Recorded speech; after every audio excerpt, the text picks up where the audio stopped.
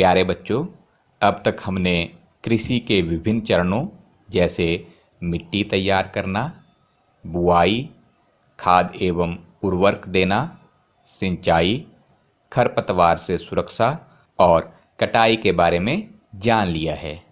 आज हम जानेंगे कटाई के बाद होने वाले कटाई पर्व के बारे में और भंडारण के बारे में यानी स्टोरेज के बारे में। Students, we have learned different steps of crop production. For example, preparation of soil, sowing, adding manure and fertilizers, irrigation, protecting from weeds, and harvesting. Today we will know about storage.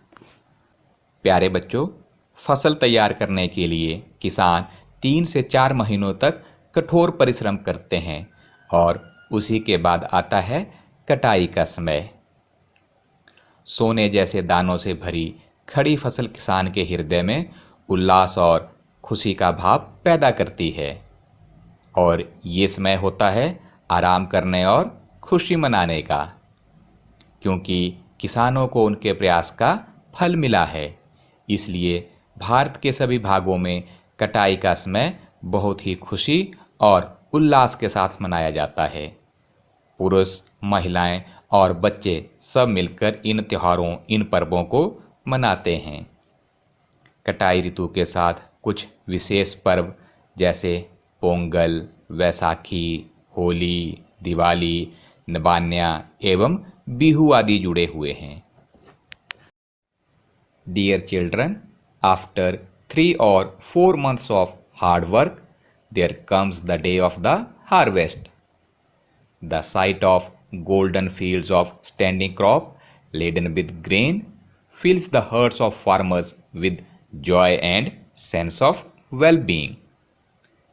The efforts of the past season have borne fruit and it is the time to relax and enjoy. So, the period of harvest is a time of great joy and happiness in all over the India. Men, women and children all celebrate it with great happiness. Special festivals associated with the harvest season are Pongal, Baisakhi, Holi, Diwali, Nabanya and Bihu. बच्चों, फसल का भंडारण करना एक बहुत ही महत्वपूर्ण काम है। यदि हमें फसल के दानों को अधिक समय तक रखना हो तो उन्हें नमी, कीट, चूहों और सूक्ष्म जीवों से बचा कर रखना होगा। ताज़ा फसल में नमी की बहुत मात्रा होती है। यदि फसल के दानों को बिना सुखाए ही हम भंडारित कर लें तो उनके खराब होने की संभावना बढ़ जाती है और सूक्ष्म जीवों के आक्रमण से वे अंकुरण के लिए अनुपयोगी होते हैं, यानी उन्हें हम आगे नहीं बीज पाएंगे। अतः भंडारण यानी सुरक्षित रखने से पहले दानों को धूप में अच्छे से सुखाना बहुत आवश्यक है, जिससे उनकी नमी में कमी आ जाए। सुखाने से कीट पीड़कों, जीवाणुओं और कवकों से सुरक्षा हो जाती है। वैसे तो किसान अपनी फसल को जूट के बोरों, धातु के बड़े बड़े पात्रों में सुरक्षित रखते हैं, परंतु बीजों का बड़े पैमाने पर भंडारण साइलों और भंडार गृहों में किया जाता है।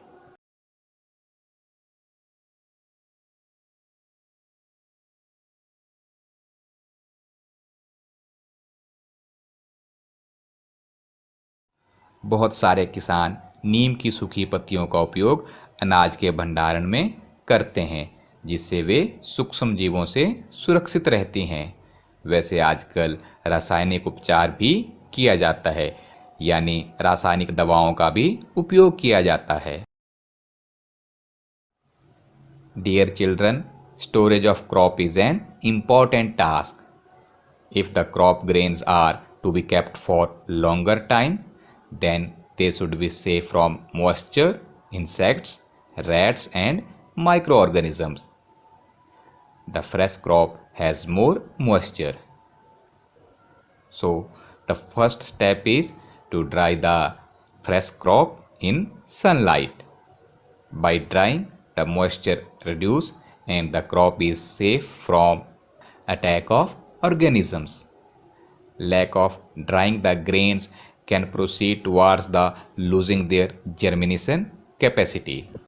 Drying grains have less chances of attack of insect, pest, bacteria and fungi.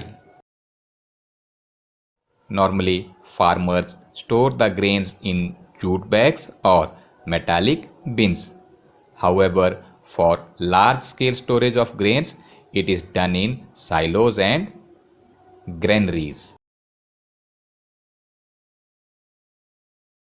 In some part of India, dried neem leaves are used for storing food grains at home. प्यारे बच्चों, फसलों के अलावा अनेक प्रकार के पशु भी हमें भोजन प्रदान करते हैं। इसके लिए आप अपने आसपास के एनवायरनमेंट को गौर से देखें। आप पाएंगे जो दूध हम रोज पीते हैं वो हमें कहाँ से प्राप्त होता है? सोचो जरा। बिल्कुल सही, वो दूध हमें गाय, भैंस, बकरी या अन्य इसी प्रकार के जंतुओं से प्राप्त होता है। इसी प्रकार भी अन्य खाद्य पदार्थ भी हमें विभिन्न पशुओं से प्राप्त होते हैं। Dear children, besides the crop, animals also provide us food. For example, we drink daily milk. This milk is obtained from cow, buffalo, she-goat, etc. इसी तरह आप अन्य खाद्य पदार्थों के बारे में भी जान सकते हैं, जैसे हमें अंडे कहाँ से प्राप्त होते हैं? From where we obtain eggs. घरों में अथवा फार्म पर पालने वाले पालतू पशुओं को उचित भोजन, आवास एवं देखभाल की आवश्यकता होती है और जब हम बड़े पैमाने पर पशुओं का पालन करते हैं तो इसे पशुपालन कहते हैं। Animals reared at home or in farms have to be provided with proper food, shelter and care. When we done this on large scale, it is called animal husbandry. आइए एक सुंदर सी असाइनमेंट बनाते हैं। इसके लिए सबसे पहले कवर पेज बनाएं। सुंदर सा कवर पेज, अलग अलग डिज़ाइन वाला, और इसके ऊपर अपनी असाइनमेंट का नाम लिखें। और हमारी असाइनमेंट का नाम है वर्ल्ड ऑफ सीड्स, बीजों की दुनिया। एक सफ़ेद कागज़ लें और उसके ऊपर बराबर आकार के छोटे छोटे स्क्वायर यानी वर्ग बना लें। इन वर्गों के नीचे इन बीजों का नाम लिखने के लिए जगह बनाएं। पहले वर्ग के ऊपर थोड़ा सा गम फैला दें यानी गोंद लगा लें और उसके ऊपर किसी भी प्रकार का कोई सीड यानी बीजों को रख दें। आप देखेंगे थोड़ी देर में ही ये चिपक जाएंगे। इसी तरह दूसरे वर्ग के ऊपर भी आप गोंद लगाएं और बीजों को चिपका दें। इसी तरह सारे बीज आप चिपका सकते हैं और इसके नीचे उस बीज का नाम लिख दें। इसके सामने बीजों का क्या नाम है, बीजों का क्या काम है, इसका हम क्या प्रयोग करते हैं, ये भी लिख सकते हैं। जैसे मैंने ये असाइनमेंट बनाई है विभिन्न प्रकार के दालों के बीज। इसी तरह आप दूसरे बीजों का भी बना सकते हैं। अगर आपको गोंद से चिपकाना अच्छा ना लग रहा हो तो आप प्लास्टिक या पॉलीथीन की थैली में इनको एकत्रित कर सकते हैं और उन्हीं थैलियों को वाइट पेपर के ऊपर लटका दें या चिपका दें। अलग अलग बीजों को एकत्रित करते हुए एक बड़ी सी फाइल बनाएं जिसमें ढेर सारे बीज हों, जिसमें उनके प्रयोग के बारे में भी लिखा हो।